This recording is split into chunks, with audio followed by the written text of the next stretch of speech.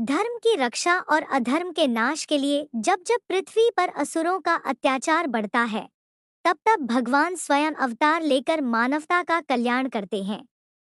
ऐसी ही एक अद्भुत, अलौकिक और मधुर कथा है भगवान श्री कृष्ण के बाल रूप की लीलाओं की।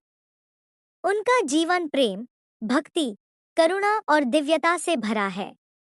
उनकी बाल लीलाएं केवल मनोरंजक नहीं, बल्कि उनमें गहन आध्यात्मिक संदेश भी छिपा है। कृष्ण का दिव्य जन्म मथुरा के राजा कंस अत्याचारी और निर्दयी थे।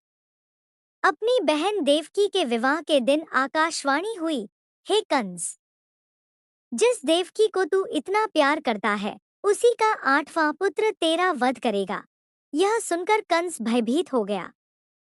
उसने देवकी और उनके पति वसुदेव को कारागार में डाल दिया। देवकी के हर संतान को कंस ने जन्म लेते ही मार दिया। लेकिन जब 8वीं संतान का समय आया, तब एक चमत्कार हुआ। भाद्रपद मास की अष्टमी की मध्यरात्रि थी। कारागार में घोर अंधकार था, पर अचानक प्रकाश छा गया। वसुदेव और देवकी के सम्मुख 4 भुजाओं वाले शंख, चक्र, गदा, पद्म धारण किए हुए श्रीहरि विष्णु प्रकट हुए। भगवान ने कहा, माता, पिता, मैं तुम्हारा पुत्र बनकर आया हूं। मुझसे मत डरो। मेरा जन्म यशोदा और नंद के घर होगा। तुम मुझे वहां पहुंचा दो। फिर भगवान ने अपना रूप छोड़ा और एक सुंदर बालक के रूप में आ गए। उसी क्षण कारागार के द्वार अपने आप खुल गए, पहरेदार सो गए और बंधन टूट गए। वसुदेव जी बालक को लेकर यमुना पार करते हुए गोकुल पहुंचे। वहां यशोदा ने उसी समय एक कन्या को जन्म दिया था। वसुदेव ने बालक को वहां सुला दिया और कन्या को लेकर लौट आए। सुबह कंस ने जब उस कन्या को मारना चाहा, वह देवता रूप में आकाश में चली गई और बोली, हे मूर्ख कंस, तेरा वध करने वाला तो जन्म ले चुका है। अब तुझे विनाश से कोई नहीं बचा सकता। गोकुल में नंद के लाला गोकुल में जब नंद बाबा ने उस दिव्य बालक को देखा, तो वे आनंद से भर गए। पूरा गांव नाच उठा। गोकुल में उत्सव मनाया गया। सब और बधाइयां, गीत, ढोल और आनंद का माहौल छा गया। यशोदा मैया ने उस बालक का नाम रखा कृष्ण, अर्थात जो सबको आकर्षित करे। कृष्ण का बालपन अत्यंत मोहक था।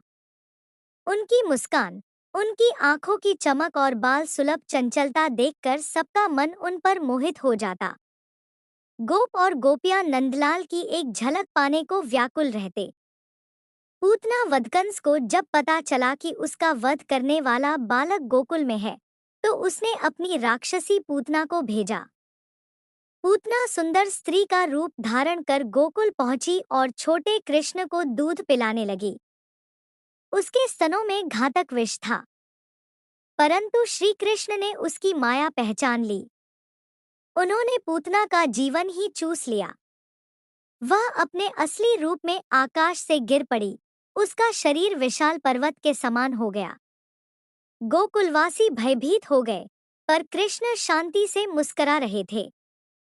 यशोदा ने उन्हें गले से लगाया और सबने समझ लिया, यह कोई साधारण बालक नहीं। शक्तासुर और तृणावर्त वध एक बार जब कृष्ण शिशु अवस्था में थे, तो यशोदा ने उन्हें झूले में सुलाकर घर के काम में लग गईं। उसी समय एक दानव शक्तासुर रथ के रूप में आया। कृष्ण ने पैर से हल्का सा ठोकर मारी और वह रथ पलट गया। असुर का अंत हो गया। कुछ दिन बाद तृणावर्त नामक दैत्य तूफान बनकर आया। उसने कृष्ण को उठा लिया और आकाश में ले गया, परंतु कृष्ण ने उसका गला पकड़ लिया। वह धरती पर गिरकर मर गया। गोकुलवासी आश्चर्य में पड़ गए। यह बालक कौन है जो असुरों का संहार करता है?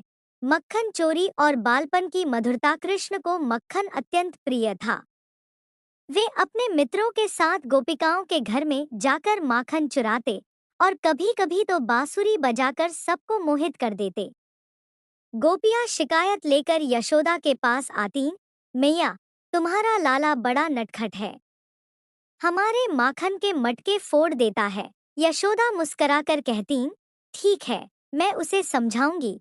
पर जब वे स्वयं देखती कि लाला माखन खाते हुए सबको मुस्कुराकर देख रहा है, तो उनका हृदय पिघल जाता। यशोदा द्वारा बांधने की लीला, दमोदर लीला। एक दिन यशोदा जी ने देखा कि लाला माखन बांट रहे हैं और बंदरों को खिला रहे हैं। उन्होंने डांटा तो लाला भाग गए। जब यशोदा ने पकड़ा तो उन्होंने कृष्ण को रस्सी से बांधने का प्रयास किया। पर आश्चर्य, रस्सी हर बार 2 अंगुल छोटी पड़ जाती। तब यशोदा जी थककर बैठ गईं और कृष्ण ने उनकी भक्ति देखकर स्वयं को बांधने दिया। तभी उनके पीछे रखे 2 विशाल वृक्ष गिर पड़े। वे नलकूबर और मणिग्रीव नामक देवता थे, जिन्हें कृष्ण ने मोक्ष प्रदान किया। कालिय नाग मर्दने एक दिन बालक कृष्ण अपने मित्रों के साथ यमुना तट पर गए। वहां का जल विषैला था, क्योंकि उसमें कालिय नाग रहता था। कृष्ण नदी में कूद पड़े और कालिय नाग उनसे उलझ गया। तब कृष्ण ने उसके फनों पर चढ़कर नृत्य किया। आकाश से देवताओं ने पुष्प वर्षा की। नाग ने क्षमा मांगी और अपने परिवार सहित समुद्र की ओर चला गया। गोकुल में यह देखकर सबने जय जयकार की। जय नंदलाल, जय यमुना किशोर। इंद्र का गर्व हरना और गोवर्धन धारण। गोकुल में हर वर्ष इंद्र की पूजा होती थी। कृष्ण ने गोपों से कहा, हमें इंद्र नहीं, बल्कि गोवर्धन पर्वत की पूजा करनी चाहिए, जो हमें जल, घास और आश्रय देता है। सबने कृष्ण की बात मानी। इंद्र को क्रोध आ गया। उसने भयंकर वर्षा कर दी। तब बालक कृष्ण ने अपने नन्हे हाथ की उंगली पर गोवर्धन पर्वत उठा लिया और सभी गोप गोपिकाओं को उसके नीचे शरण दी। 7 दिन तक वर्षा होती रही, पर किसी को हानि नहीं हुई। इंद्र को अपनी गलती का एहसास हुआ और वह क्षमा मांगने आया। तब कृष्ण ने उसे आशीर्वाद दिया और कहा, देवता का कार्य संरक्षण है, अहंकार नहीं। बालसखाओं के साथ लीला। कृष्ण अपने मित्रों बलराम, सुदामा, माधव, श्रीदामा आदि के साथ जंगलों में गाय चराने जाते। वे बांसुरी बजाते, कदम के पेड़ों पर चढ़ते और कभी-कभी गोपिकाओं को चिढ़ाते। उनकी हंसी और खेल से पूरा वृंदावन जीवंत रहता। कभी वे यशोदा की गोद में बैठते, कभी नंद बाबा के कंधे पर चढ़ जाते। उनकी बाल लीलाएं प्रेम और स्नेह का प्रतीक थी। रास और गोपियों का प्रेम। जैसे जैसे कृष्ण बड़े हुए, उनका आकर्षण बढ़ता गया। वृंदावन की गोपियां उनके प्रेम में डूब गईं। जब वे बांसुरी बजाते, तो सब काम छोड़कर उनके पास चली आतीं। कृष्ण ने उन्हें सिखाया, प्रेम का अर्थ त्याग है, स्वार्थ नहीं।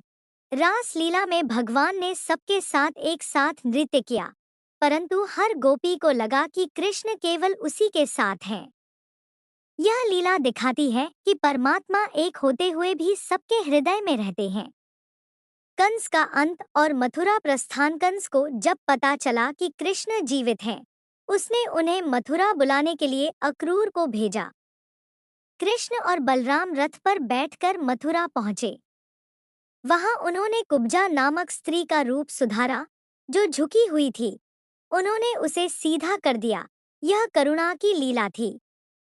कृष्ण ने कंस के अखाड़े में जाकर मल्ल युद्ध में उसके पहलवानों को पराजित किया और अंत में स्वयं कंस का वध किया।